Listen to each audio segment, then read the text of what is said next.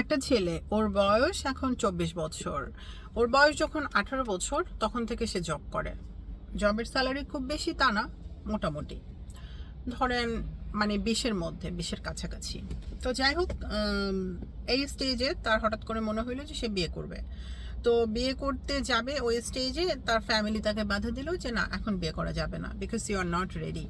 তো আসলে বিয়ে শাদীর ব্যাপারটা হচ্ছে কি, এই মেন্টাল রেডিনেসটা আসলে পার্সন টু পার্সন ভ্যারি করে, ঠিক আছে? যেমন ধরেন আপনার কাছে মনে হইতে পারে যে $1 মিলিয়ন বা $1 মিলিয়ন হওয়ার আগে আমি বিয়ে করব না, ওই পরিমাণ থাকতে হবে। আবার অনেকের কাছে মনে হইতে পারে যে না, টুকটাক যা আছে এটা দিয়ে আমি বিয়েটা সেরে ফেলি, বিয়ের পরে আমি আস্তে আস্তে করে সব কিছু রেডি করব বা আস্তে আস্তে করে আরও এক্সপ্লোর করব। সেটা আসলে যার যার জীবনকে কোন পার্সপেক্টিভ থেকে জীবনটাকে দেখে, আসলে এটা তার উপরে ডিপেন্ড করে যে আসলে কে কোনভাবে তার জীবনটাকে সাজাবে। তো যাই হোক, পার্টিকুলারলি এই পার্সনটার কথা যদি বলি, সে তার বাবা মাকে ছোটবেলা থেকে দেখছে যে মানে টানাটানি, সংসারে টানাটানি এরকম চলছে, সবাই মিলে স্ট্রাগল করছে। সবাই মিলে বলতে বাবা বাদে সবাই মিলে স্ট্রাগল করছে। বাবা ওরকম স্ট্রাগল করছে না, কারণ বাবা কয়দিন পর পর হয়তো লোন নিচ্ছে, সেই লোন নিয়ে বুঝে না বুঝে বিজনেস শুরু করতেছে, বিজনেসে লস খাচ্ছে, এভাবে করে করে তার জীবনটা লাগে এই পর্যন্ত চলে আসছে। তো ছেলে ছোটবেলা থেকেই দেখছে এরকম স্ট্রাগল, এবং যখন থেকে সে জব করছে বা টাকা পয়সা ইনকাম করছে তখন থেকে সে তার বাবার লোনগুলোকে শোধ করা, ফ্যামিলিকে সাপোর্ট করা, এটা করে আসছিল সে 18 থেকেই, মানে তার বয়স যখন 18 তখন থেকেই। তো এরপরে যেটা হয়েছে, বারবার তার বাবা লোন করে, বারবার সে সেই লোনটা পরিশোধ করে, এরকম করতে করতে যাই হোক তারও তিয়ত আসছে। তার একটা মেয়ের সাথে অ্যাফেয়ার হয়, এরপরে তার কাছে মনে হয় যে না, সে বিয়ে করে ফেলবে। তখনই ঝামেলাটা শুরু হয় পরিবার থেকে যে না, you are not ready yet. কিন্তু ছেলেটা বলে যে না, ছেলেটার কাছে মনে হয় যে না, সে কমপ্লিটলি রেডি বিয়ে করার জন্য, তার বয়স 24।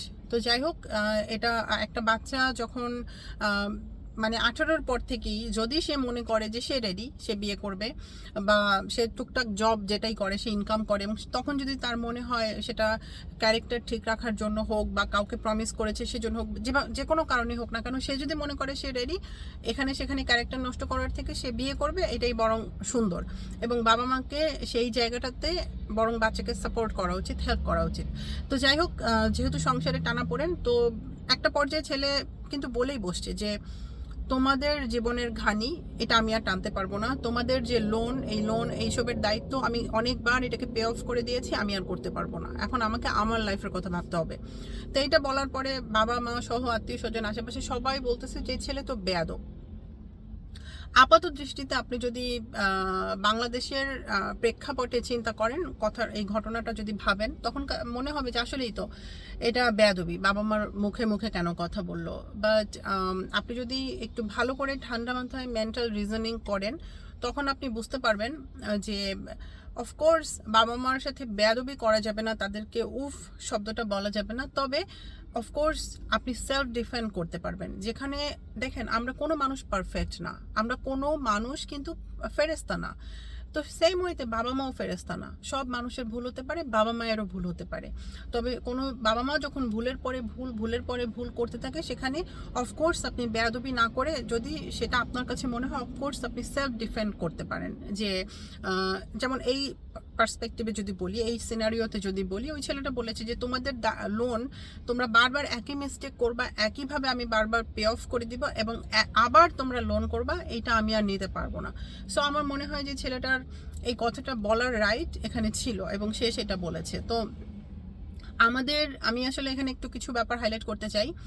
আমাদের দেশগুলোতে, মানে আমাদের বাংলাদেশ, ইন্ডিয়া, পাকিস্তান, এইসব দেশগুলোতে সন্তানদের উপরে আমাদের এক্সপেকটেশনস অনেক অনেক হাই। যেমন একটা বাচ্চা কিভাবে ড্রেস আপ করবে, একটা বাচ্চা সোশ্যালি কিভাবে মিশবে, একটা বাচ্চা কোন ক্যারিয়ার চুজ করবে, একটা বাচ্চা কখন বিয়ে করবে, কাকে পছন্দ করবে, তার পড়াশোনা কিভাবে করবে, সে জীবনকে কিভাবে দেখবে, সব কিছু বাবা মা স্ট্রাকচার্ড করতে চায়, ওভার এক্সপেকটেশনস করতে চায়। এবং এই জন্যই আপনারা দেখবেন যে বাচ্চারা প্রবাবলি এরকম প্রেশার খেতে খেতে, এরকম গোতাগতির জন্য একটা সময় হয়তো বা ডাক্তার হয়, অ্যান্ড ডাক্তার হওয়ার পরে সুইসাইড করে। আপনারা দেখবেন ঢাকা ইউনিভার্সিটিতে হয়তো একটা ভালো জায়গায় চান্স পায়, ভালো একটা পজিশন নিয়ে ঢাকা ইউনিভার্সিটিতে চান্স পায়, এরপর আত্মহত্যা করে। এগুলোর আন্ডারলাইং রিজন কিন্তু এইসব জায়গা। বাবা মা হিসেবে আমাদের যে ব্যাপারটা প্রথমে মাথায় রাখতে হবে যে your child does not come from you, your child comes through you. Meaning আপনার বাচ্চা একটা আলাদা ইন্ডিভিজুয়াল, আলাদা একটা সোল। এটা আপনার পার্ট না, আপনার থ্রুতে আল্লাহ তাকে পৃথিবীতে পাঠাইছে। এখানে আপনাকে মাথায় রাখতে হবে আপনি তাকে গাইডলাইন দিবেন। আপনার কাজ হচ্ছে তাকে গাইডলাইন দেয়া, তাকে কন্ট্রোল করা না। তাকে হার্ড মানে কন্ট্রোলের চোটে আপনাকে হার্ড স্ট্রাকচার দেয়া না। তার জীবনের স্ট্রাকচার সে করবে, আপনি শুধু তাকে গাইডলাইন করবেন কিভাবে। কোথাও যদি ভুল হয়ে যায় সেখানে তাকে বোঝানোর মাধ্যমে কারেকশনস করে দিবেন। কিন্তু আপনি যদি তাকে সেট রুলস করে দেন এইটা এইভাবে ওইটা ওইভাবে, তখন তার ব্রেনটা কখন ইউজ হইলো? তাকে এক্সপ্লোর করতে দেন। আপনি ছাড়া দুনিয়ায় তো তাকেও চলতে হবে না। আপনারা দেখবেন অনেক সময় বাবা মা দুইজনের বাচ্চা একদম কমপ্লিটলি ডিফারেন্ট, বাবা মা কারো মতো না। কখনো কখনো জেনেটিকভাবে টুকটাক হয়তো বা দেখতে একরকম হইলেও অনেক সময় স্বভাব চরিত্র কমপ্লিটলি আলাদা। আবার অনেক সময় দেখেন যে দেখতেও একরকম না, স্বভাব চরিত্র একরকম না, কোনো কিছু একরকম না, বাবা মার থেকে কমপ্লিটলি আলাদা একটা মানুষ। তো এটাই প্রুফ যে আপনার বাচ্চা হচ্ছে আলাদা একটা সোল, আলাদা একটা ইন্ডিভিজুয়াল। সে আপনার থ্রুতে পৃথিবীতে আল্লাহ তাকে পাঠাইছে। আপনার কাজ হচ্ছে তার ভিতরে যে স্ট্রেংথগুলো আছে চারপাশে সবার বাচ্চার সাথে কম্পেয়ার না করে সেই স্ট্রেংথগুলোকে খুঁজে বের করে সেটাকে আরও বেশি এনলাইটেন করা। সেটা না করে আপনারা যদি কম্পেয়ার করেন, আপনারা যদি বাচ্চাকে সারাক্ষণ ডমিনেট করতে চান, বাচ্চাকে সবসময় স্ট্রাকচার দিতে চান, তখন ওই বাচ্চার আসলে ব্রেন ইন্ডিপেন্ডেন্টলি এক্সপ্লোর করতে পারবে না। আপনি ছাড়া দুনিয়াতে ওই বাচ্চা তখন সুন্দরভাবে চলতে পারবে না। তো বাচ্চাকে ইটস এ ফেজ, হ্যাঁ 18 ইয়ার্স পর্যন্ত ইটস এ ফেজ, প্রথম ফেজ, এবং বলা চলে যে 25 ইয়ার্স পর্যন্ত বাচ্চাকে আপনাকে সবসময় শেখাইতে হবে, সম্পর্কটা সবসময় সুন্দর রাখতে হবে। এবং এই আমরা ছোটবেলায় অতিরিক্ত চাপাচাপি করার কারণে বাচ্চা অ্যাডাল্টহুডে যাইতে বাচ্চার সাথে সম্পর্ক দূরত্ব সৃষ্টি হয়ে যায়, সম্পর্ক আর ভালো থাকে না।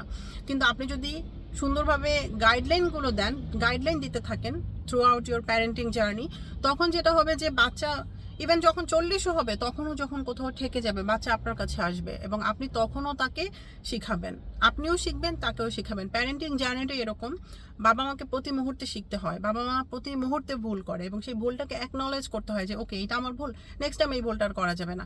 কিন্তু আমাদের দেশের প্যারেন্টসদের চিন্তা ভাবনাটা এরকম যে দে ক্যান বি রং। আমাদের দেশে প্যারেন্টসরা ভুল হইতেই পারে না এবং এটাই হচ্ছে সব থেকে বড় ভুল। প্যারেন্টসদের সব থেকে বেশি ভুল হয় কারণ আমরা আগে কখনো প্যারেন্ট ছিলাম না, এর আগের কোনো লাইফ টাইমে আমরা প্যারেন্টস ছিলাম না, এখনই প্রথম প্যারেন্ট হয়েছি। এই কয় বছর ধরে আমরা প্যারেন্টিং করতেছি, তা আমরা কিভাবে সব কিছু জানবো? তা আমাদের ভুল হবে এবং ভুলগুলো থেকে শিক্ষা নিতে হবে এবং শিক্ষা নিয়ে প্রতি মুহূর্তে শিখতে হবে। সরি যেখানে সরি হওয়ার মতো সেখানে সরি বলতে হবে। মনে রাখবেন আপনার বাচ্চা কমপ্লিটলি আপনার একটা মিনি পার্সন, আপনার একটা মিনি ভার্সন। সো আপনি যা করবেন সেটা কমপ্লিটলি আপনি সেখান থেকে রিফ্লেকশন পাবেন, আপনার এনার্জি কমপ্লিটলি সে অ্যাবজর্ভ করবে। আপনি মুখে যতই নীতি কথা বলেন কোনো লাভ নাই, আপনার বাচ্চা হচ্ছে কমপ্লিটলি আপনি ডিপ্রেশনে থাকবেন, অ্যাংজাইটি ইস্যু থাকবে, অ্যাঙ্গার ইস্যু থাকবে, সব কিছুই বাচ্চার মধ্যে ট্রান্সফার হবে। দের ইজ নো আদারওয়াইজ, ঠিক আছে? সো এখন থেকে আপনারা আপনাদের বাচ্চাকে জাস্ট ইন্ডিপেন্ডেন্ট হইতে দিবেন, এক্সপ্লোর করতে দিবেন দুনিয়াটাকে। এত বেশি কন্ট্রোল, স্ট্রাকচার, ডমিনেট এগুলো করার দরকার নাই। বাচ্চাকে ভালো মন্দের কোর ভ্যালু সিস্টেমটা ভিতরে ইনস্টল করে দিবেন, এরপরে এক্সপ্লোর করতে দিবেন, ঠিক আছে? এরপরে বাচ্চা নিজেই যেন সব কিছু বুঝতে পারে, কোনটা করলে ভালো হয়, কোনটা করলে খারাপ হয়, তাকে এক্সপ্লোর করতে দেবেন সবার আগে।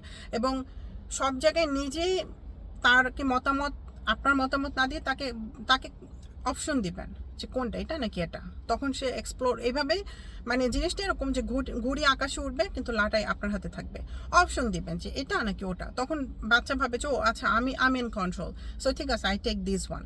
তখন সে কিন্তু অপশন, মানে এটা এমন যেন না হয় যে এক্স্যাক্টলি আপনি যেটা বলতেছেন সেটাই শুনতেছে, ব্যাপারটা তা না।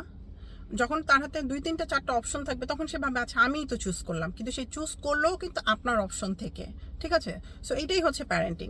সো আপনারা এই যে বাচ্চাকে এটা করা যাবে না, ওটা হওয়া যাবে না, এইভাবে তো ওইভাবে, এই ধরনের সেট রুলস আমি মনে করি যে প্যারেন্টিং জার্নিতে সব থেকে খারাপ বিষয়। এবং প্যারেন্টস হিসাবে আমাদের এটা মানতে হবে যে আমাদেরও কখনো ভুল হয়, ঠিক আছে? এবং সেইটা অ্যাকনলেজ করতে হবে, প্রতি মুহূর্তে শিখতে হবে এবং বাচ্চাকে একটু ইন্ডিপেন্ডেন্টলি গ্রো করতে হবে, ঠিক আছে? So this is all about parenting. সবাই ভালো থাকবেন, until next time, bye bye.